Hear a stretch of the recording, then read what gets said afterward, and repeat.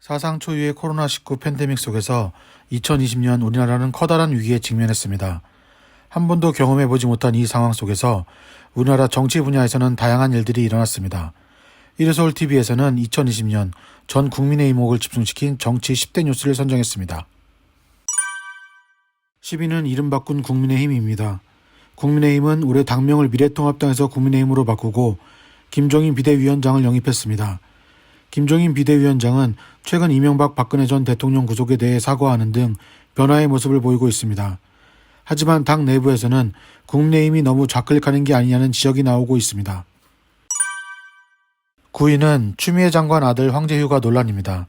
휴가 신청 과정에서 특혜가 있었던 게 아니냐는 지적이었는데 검찰 조사 결과 무혐의가 나왔습니다.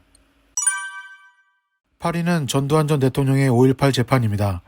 고 조비오 신부는 5.18 사건 당시 헬기 소총 사격을 목격했다고 주장했습니다. 하지만 전두환 전 대통령은 회고록에 파렴치한 거짓말쟁이라고 써 사자 명예훼손 혐의로 재판을 받고 있습니다. 지난 재판에서도 반성하는 모습 대신 재판정에서 꾸벅꾸벅 졸아 국민의 비난을 자초했습니다. 7위는 조국으로 분열될 대한민국입니다. 지난해 법무부 장관 임명 전후로 시작된 조국 사태가 올해까지 이어지며 국민을 분열시키고 있습니다. 6위는 보수를 덮친 부정선거 논란입니다. 민경욱 전 의원이 주장하고 있는 부정선거 논란은 약 8개월여가 지나도록 재개표가 진행되지 않으면서 보수를 분열시키고 의혹이 계속 증폭되고 있습니다. 5위는 북한의 해수부 공무원 피살 사건입니다. 정부는 해수부 공무원이 월북했다고 주장하고 있지만 유가족은 이를 부인하고 있습니다. 게다가 대한민국 국민이 북한군에 의해 사살을 당했음에도 제대로 된 진상조사를 하지 않고 있어 전 국민의 비난을 받고 있습니다.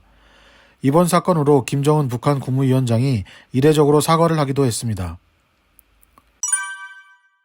4위는 쟁점 법안 줄줄이 통과시킨 거대 여당입니다.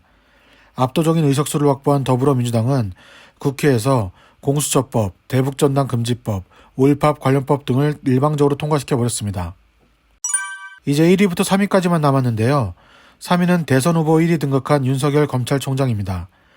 검찰개혁을 둘러싸고 윤석열 검찰총장과 추미애 법무부 장관이 갈등을 빚고 있는데 그 사이 많은 국민들의 지지를 받고 있는 윤석열 검찰총장의 대선 후보 지지율이 1위까지 올라갔습니다.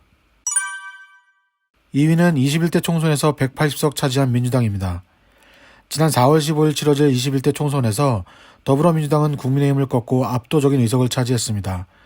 거대 여당으로 강력한 힘을 갖게 된 더불어민주당은 각종 정책을 힘으로 밀어붙이고 있습니다. 올해 정치 분야 10대 뉴스 1위는 박원순 오거돈 시장발 정치권 미투 파문입니다. 서울과 부산시장이 연관된 미투 파문은 전 국민을 충격으로 몰아넣었습니다. 특히 고 박원순 시장은 스스로 목숨을 끊는 극단적인 선택을 했는데 사건의 진상은 아직 제대로 밝혀지지 않고 있습니다. 하지만 시장이 연관된 미투였던 만큼 진실은 반드시 밝혀져야 합니다.